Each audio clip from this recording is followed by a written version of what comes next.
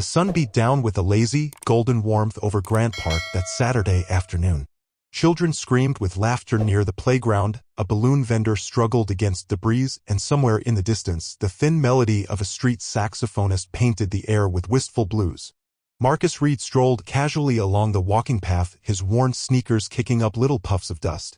He carried a brown paper bag with 2 turkey sandwiches, a bottle of water, and a handful of cheap, foil-wrapped candies he had promised to bring to his younger brother, Daniel. They hadn't seen each other in nearly a year, and today was supposed to be different. No excuses. No interruptions. Marcus wasn't dressed to stand out. Faded jeans, a loose gray hoodie, his Marine Corps ball cap pulled low over his forehead. To most, he was just another face in the crowd. He liked it that way. After everything he'd been through, 3 tours overseas, the scars on his back, the medals he never showed anyone, anonymity was a blessing. As he neared the wide intersection of 2 paths, he noticed an elderly man fumbling with a walker, trying to cross as joggers zipped past. Instinctively, Marcus moved to help. He placed a gentle hand on the man's arm and shielded him with his body until they reached the other side safely. "Thank you, son," the old man rasped, squeezing Marcus's hand. "No problem, sir." "Stay safe," Marcus smiled, tipping his cap. In the brief distraction, Marcus barely noticed the high-pitched squeal of a stroller's wheel brushing against his side. A woman gasped, clutching her baby close. It wasn't a hard collision, barely more than a nudge, but it was enough to draw attention. Eyes turned. Whispered voices rose from a small cluster of onlookers. Marcus instinctively raised his hands slightly, palms open. "Sorry, ma'am. Didn't see you there," he said softly. But it was too late. Someone had already pulled out a phone. Somewhere, someone else dialed 911. The words used would be the ones Marcus had heard too many times before: big, threatening, aggressive. Within minutes, the telltale crackle of police radios cut through the music of the park. 4 officers stormed toward him: Sergeant Bradley, a barrel-chested veteran with thinning hair; Officer Knox, a young, eager man with twitchy hands; Officer Peters, middle-aged and scowling; and Officer Jameson, a tall woman with an impatient sneer curling her lip.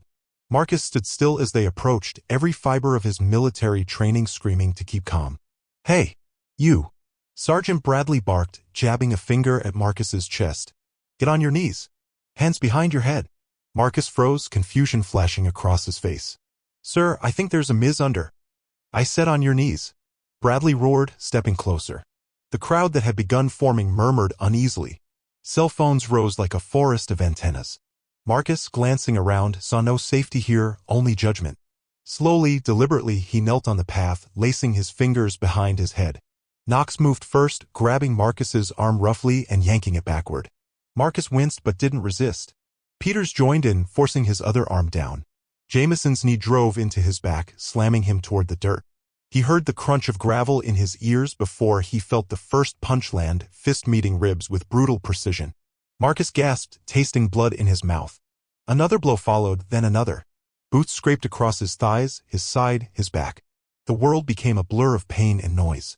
He smelled the officer's sweat, the sour tang of fear and adrenaline. The crowd shifted. Some screamed for them to stop.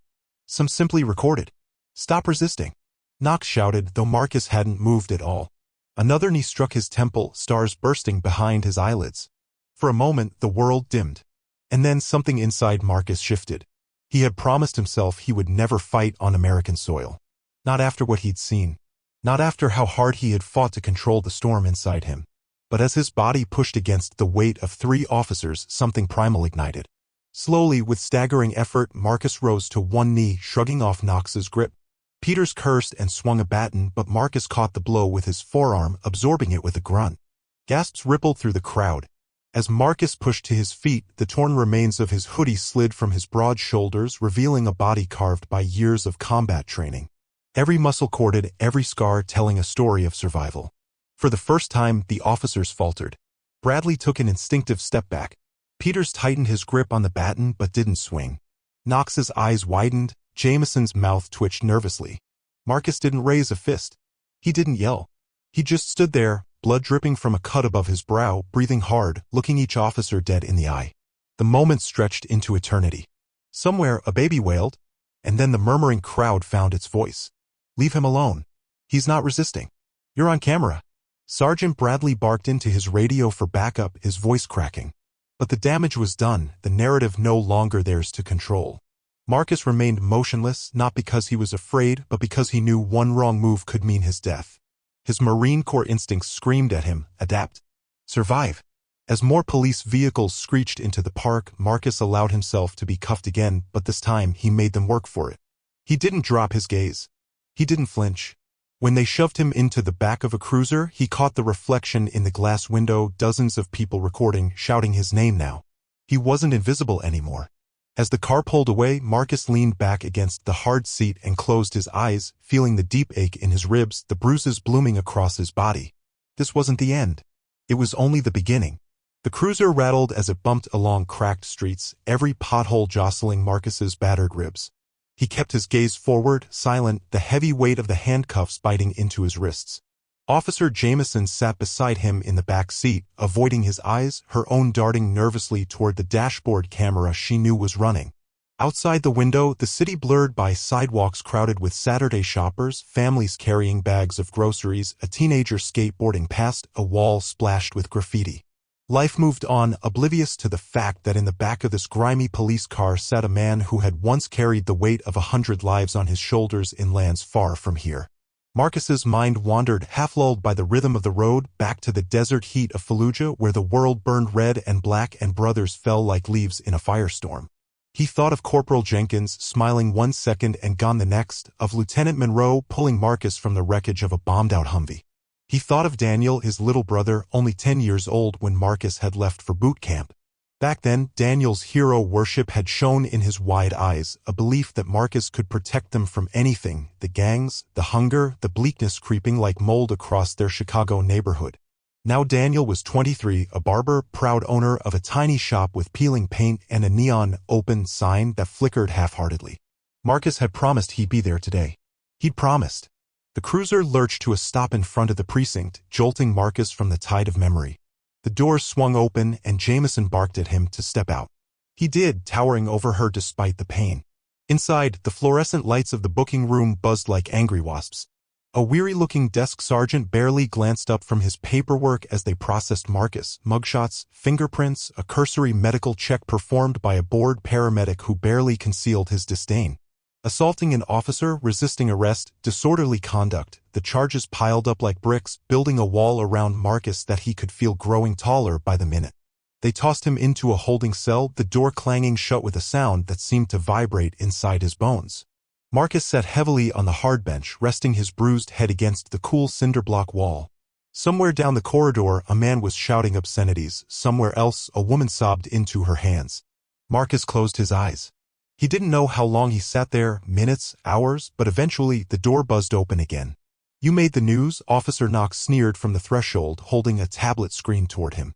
Grainy video footage played, Marcus kneeling, being pummeled, rising like a colossus from the dirt. The clip looped, the crowd's horrified cries faint but audible. "You're famous now, tough guy," Knox chuckled without humor. "Internet heroes die real fast, though. Remember that." He tossed the tablet onto the floor and slammed the door behind him. Marcus stared at the screen where it lay flickering. A notification flashed across it. 2.3 M views. Outside the cell, the precinct was descending into chaos. Phones rang off the hook. Reporters gathered like vultures outside the lobby. Protesters began to appear, waving homemade signs. "Justice for Marcus. Protect, not attack. Veterans deserve better." The police brass convened emergency meetings in back rooms. Sweaty-faced commanders arguing over whether to spin the story or distance themselves from the officers involved. Sergeant Bradley barked into his phone, furious, demanding a press blackout. Jameson paced the hallways like a caged animal. And the crowd grew. By nightfall, Grant Park was a sea of candlelight and chanting voices. Mothers pushing strollers marched beside veterans in faded jackets. Teenagers held their phones high, live-streaming the outrage to the world. Across the nation, Marcus Reed became more than a man. He became a symbol. Inside his cell, Marcus sat in the gathering dark, the voices of the protesters seeping through the narrow window, lifting something in his chest he hadn't felt in a long time. Hope. When the public defender arrived, a tired man with a cheap suit and a thicker case load than he could manage. Marcus listened quietly as the man advised him to take a plea. "You plead out to resisting arrest. the lawyer said, not meeting Marcus's gaze. Time served. Maybe a few months probation. It's the best deal you're gonna get. Marcus's knuckles whitened on the bench. The thought of admitting guilt for something he hadn't done tasted like ash in his mouth. But what choice did he have? His stomach churned with anger and helplessness. Old companions. Think about it, the lawyer said, already gathering his files. Courts don't favor guys like you when it's your word against 4 cops. When he was alone again, Marcus leaned back, staring at the ceiling until his neck ached. Somewhere deep inside, a decision began to take root. He wasn't going to run. He wasn't going to hide. Not this time. When the officers came to move him to general population for the night, Marcus stood on his own terms. They didn't cuff him this time. Perhaps they didn't dare. The walk through the corridor felt different now. He wasn't just another case file anymore. Eyes followed him. Some hostile, some fearful, some uncertain. He met them all head-on. Out in the booking area, the atmosphere had changed. A TV mounted high on the wall played a news segment. The footage from Grant Park, commentators debating the use of force, scrolling banners flashing headlines about Marcus's military service, his medals, his humanitarian work after deployment.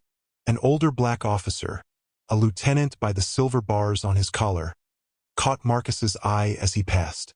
There was a flicker of something there. Regret, perhaps, or solidarity.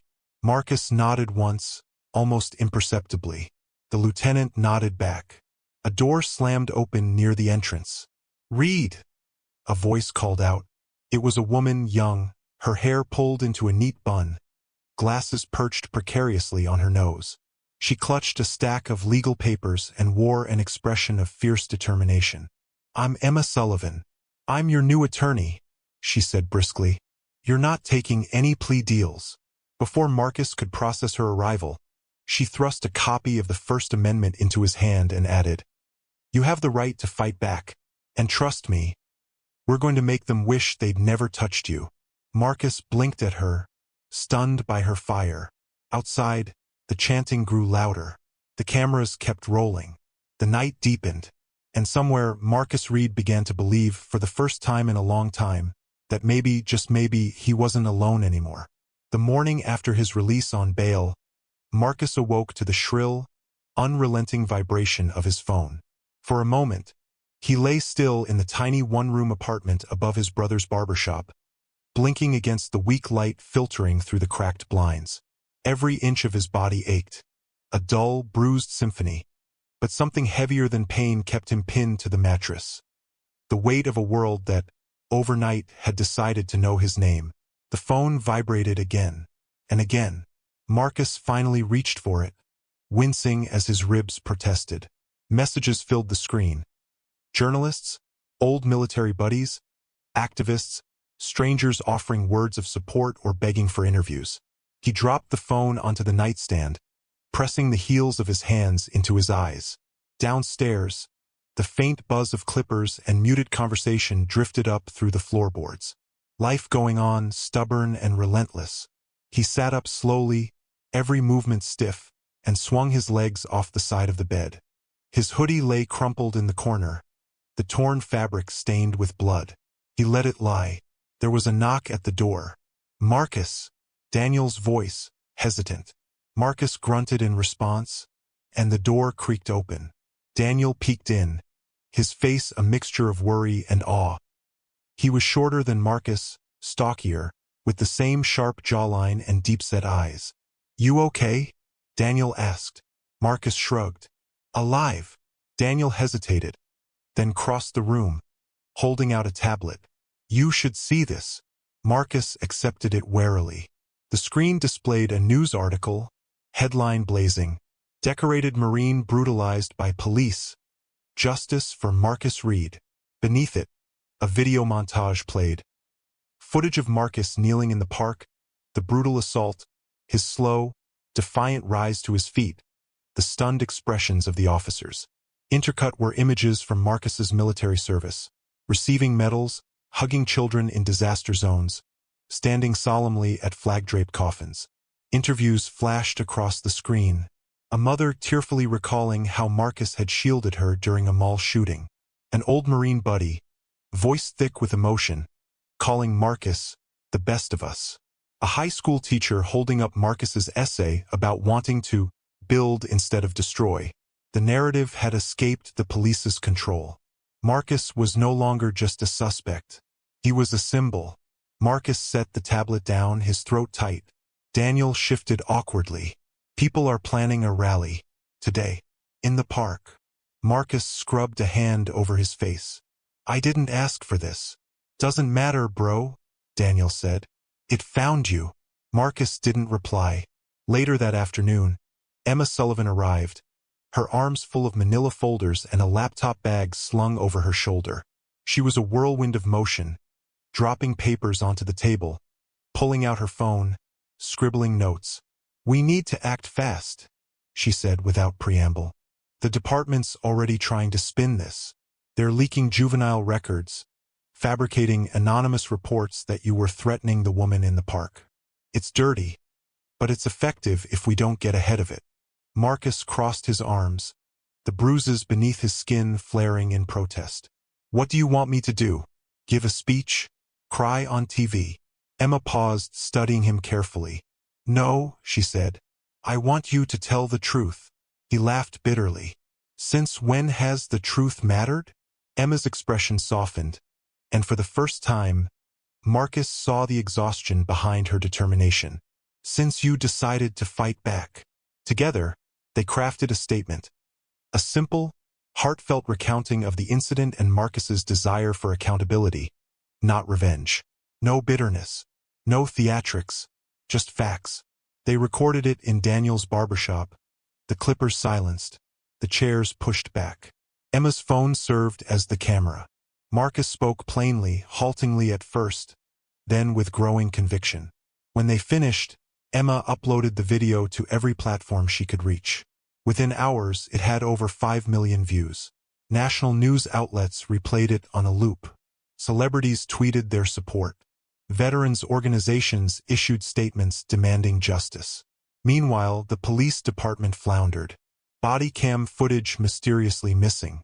Contradictory officer reports. Internal Affairs launching a superficial investigation. The pressure mounted. And so did the threats. Marcus's phone buzzed with anonymous messages. Racist slurs, death threats, warnings to stay in your lane. Daniel's barbershop windows were shattered one night. A crude spray-painted message left behind. Traitor. Marcus boarded them up himself, jaw clenched, refusing to show fear. He had survived Fallujah. He would survive this. Days blurred into nights as protests swelled across the city. Grant Park became a pilgrimage site, an ocean of faces demanding justice. One evening, standing at the edge of the crowd, Marcus watched as candles flickered in the twilight, their light dancing like fragile spirits. Emma stood beside him, clipboard in hand, her cheeks flushed with exertion. They want you to speak, she said. Marcus shook his head. I'm not a politician. You're more than that, Emma said quietly. You're real. Marcus hesitated, feeling the weight of 1,000 eyes waiting, hoping. Slowly, he stepped onto the makeshift stage, a stack of wooden pallets hastily assembled. The murmuring crowd hushed. He took a deep breath, the cool night air burning his lungs. My name is Marcus Reed, he said, voice steady. I'm a son, a brother, a Marine. I served my country with honor. And on that day in Grant Park, I was serving a simple duty to help someone in need. He paused, scanning the sea of faces lit by candlelight. I did not deserve what happened to me. No one does. Not because of the color of their skin. Not because of the fear in someone else's heart. Cheers rippled through the crowd. I don't stand here asking for pity. I stand here asking for change. For accountability. For a future where we don't have to teach our children to be afraid of those sworn to protect them. The applause was thunderous, raw. Emma smiled, tears glinting in her eyes. That night, Marcus's speech became the rallying cry for a movement larger than himself. But behind the scenes, darker forces were gathering. At the precinct, Sergeant Bradley and his crew scrambled to protect themselves. Files disappeared. Witnesses were intimidated. Officers whispered of taking care of the problem before it grew any bigger. Marcus didn't know it yet, but his battle had only just begun. And the next blows wouldn't come from fists or batons. They would come from lies. From betrayal. From within. The city buzzed with tension, a taut wire ready to snap. Every television screen, every newsstand, every street corner pulsed with Marcus Reed's name. But fame was a double-edged sword. For every voice raised in support, there was another sharpening a knife. Emma Sullivan worked late into the night, a stack of discovery documents spread across the cluttered table in Daniel's barbershop. Her laptop screen glowed with footage from Grant Park, frame by agonizing frame. She pored over police reports, searching for the gaps, the lies buried beneath bureaucratic language. Marcus sat nearby, silent but alert. His bruises were fading into yellow and green smudges, but the hardness in his eyes remained.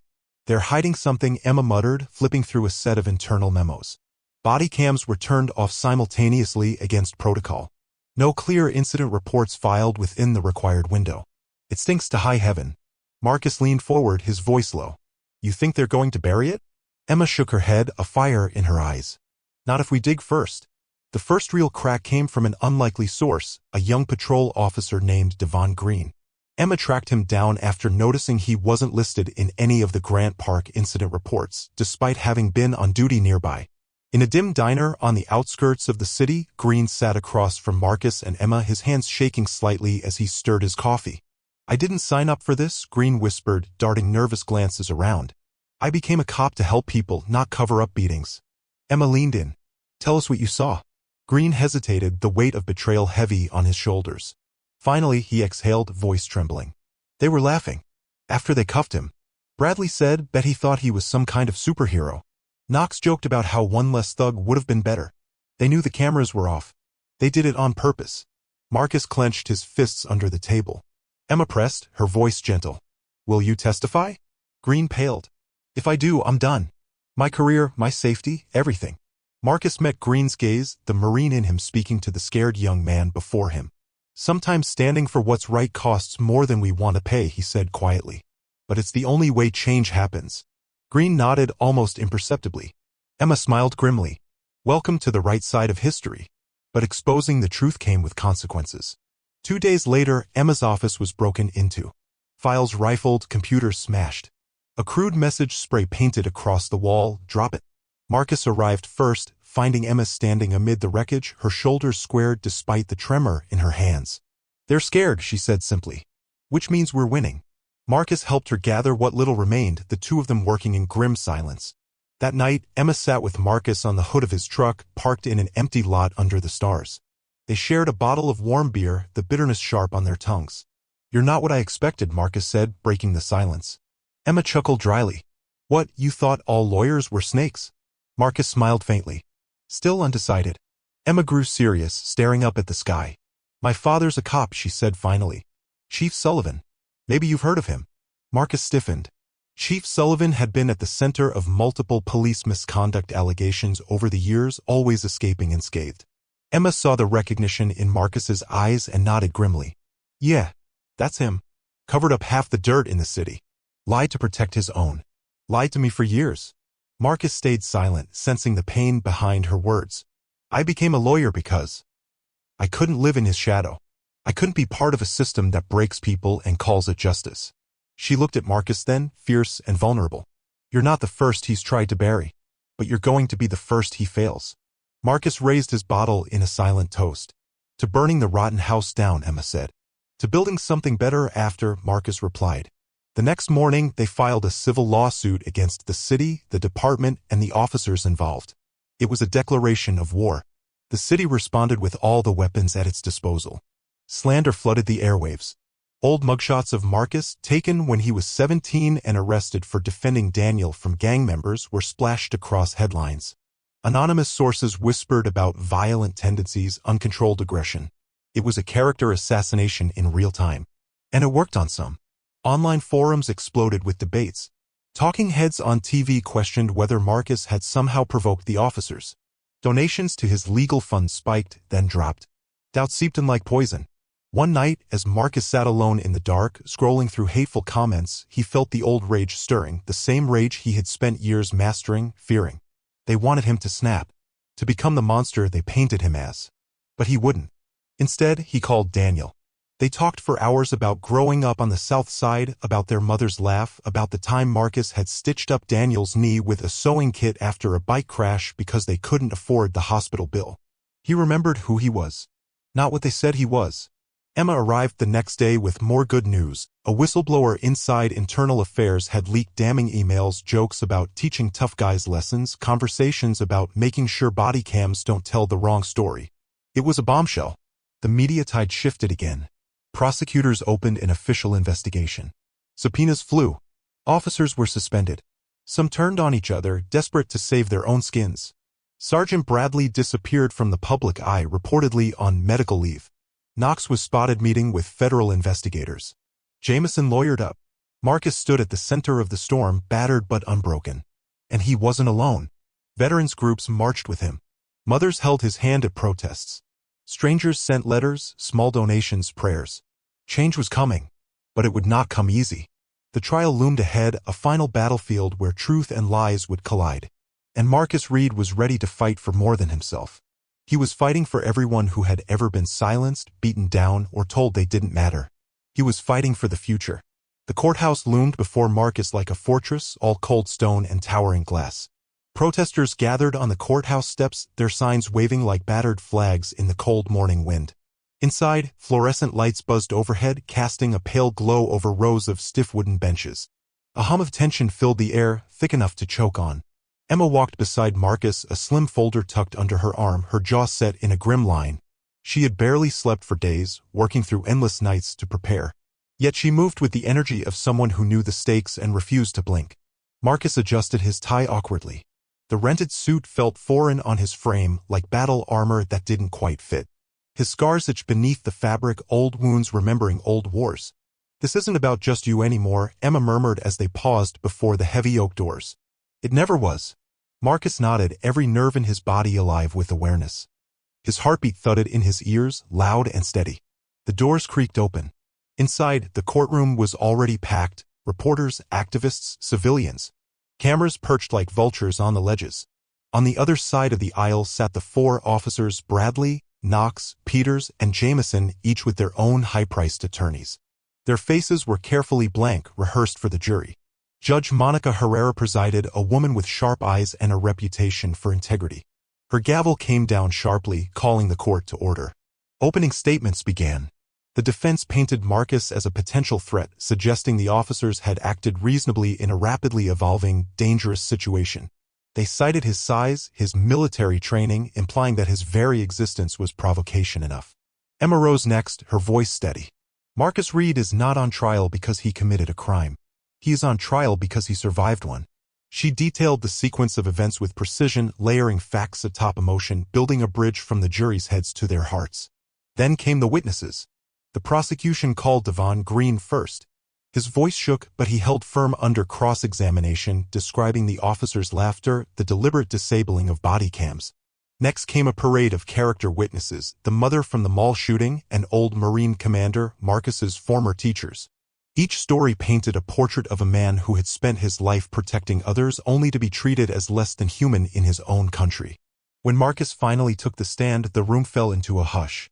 He spoke slowly, carefully, laying bare his life, the battles fought abroad and at home, the fear he felt in that park, the choice he made not to fight back.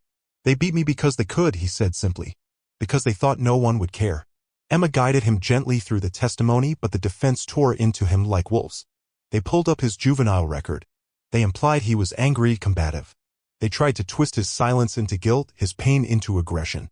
Through it all, Marcus remained steady, refusing to let them mold him into their narrative. The turning point came 3 days into the trial. Emma, pacing before the jury, unveiled the leaked Internal Affairs emails.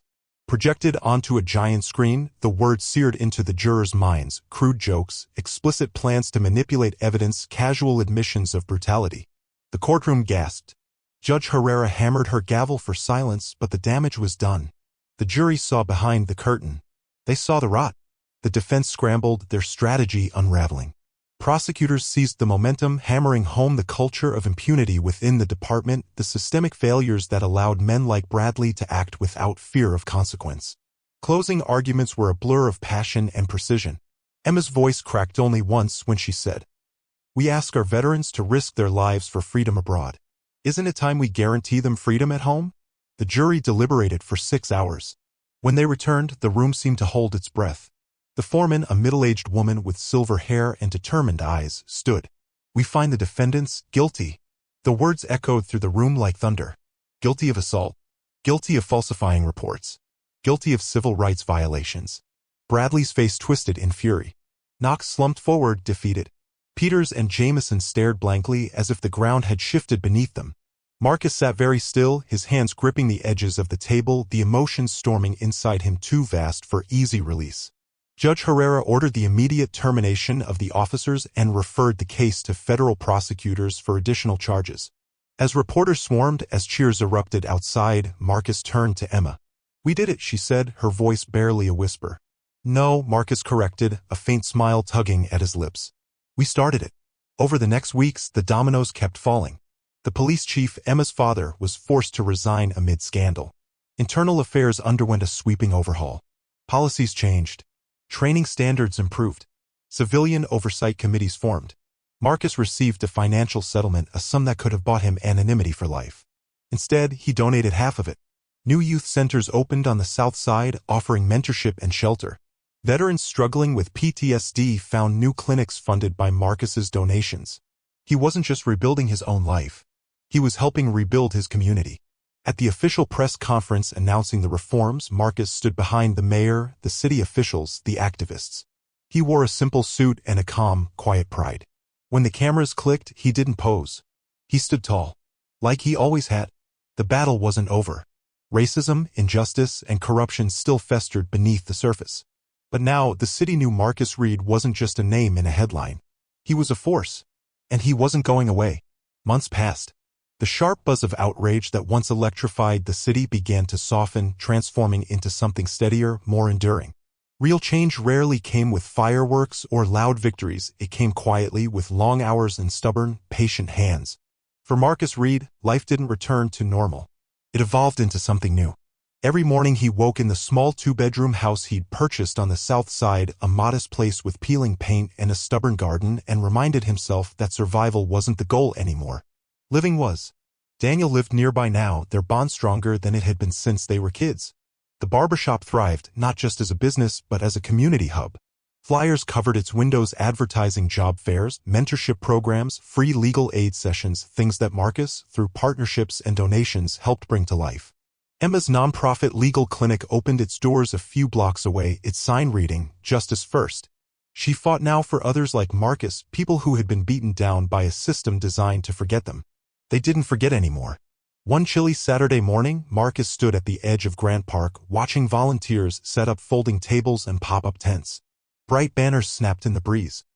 Community Day, building a stronger future. It wasn't a protest. It was a celebration.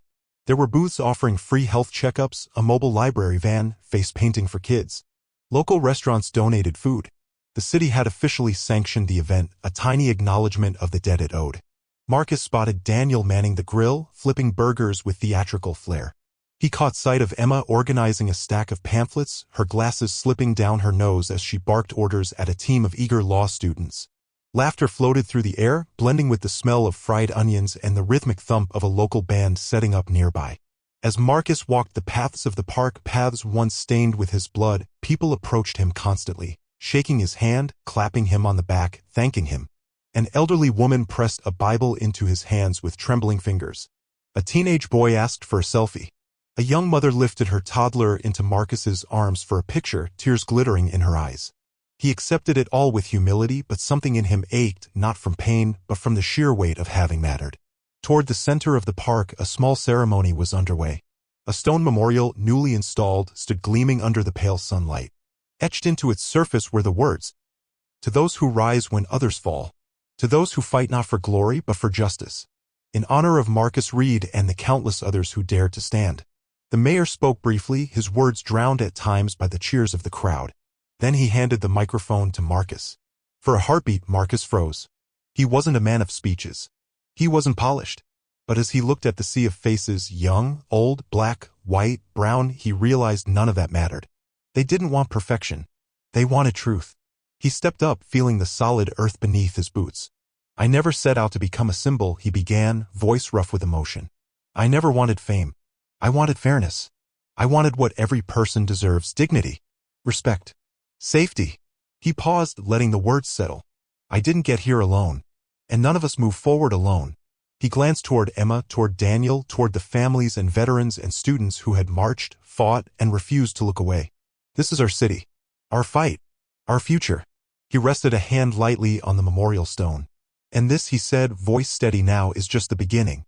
The applause rolled like thunder across the park. Later that afternoon, as the sun began to dip low, casting the city in hues of gold and fire, Marcus wandered to a quiet corner of the park, the very spot where months ago he had been beaten into the dirt. Now, a small garden grew there, fresh sod, bright wildflowers. Someone had placed a simple wooden bench nearby. Marcus sat, feeling the warmth of the wood beneath him, watching children chase each other across the grass. Watching couples picnic. Watching life. Emma joined him silently, offering a soda she had snagged from a cooler. You did good, Reed, she said softly. Marcus cracked open the can, the hiss loud in the quiet. He took a sip, leaned back, and let the peace wash over him. No, he said at last, a small smile tugging at the corner of his mouth. We did. Above them, the first stars pricked the darkening sky. A new night. A new dawn. And somewhere in the heart of a city once broken, hope bloomed wild and fierce. Just like Marcus Reed. True strength is not measured by the battles we fight with fists, but by the courage we show when standing for justice, even when the world tries to silence us. Marcus Reed's story reminds us that resilience, dignity, and unity can spark change that echoes far beyond individual struggles. If Marcus's journey moved you, help us spread the message. Please like, share, and subscribe to support more powerful stories of hope, justice, and resilience. Your voice matters.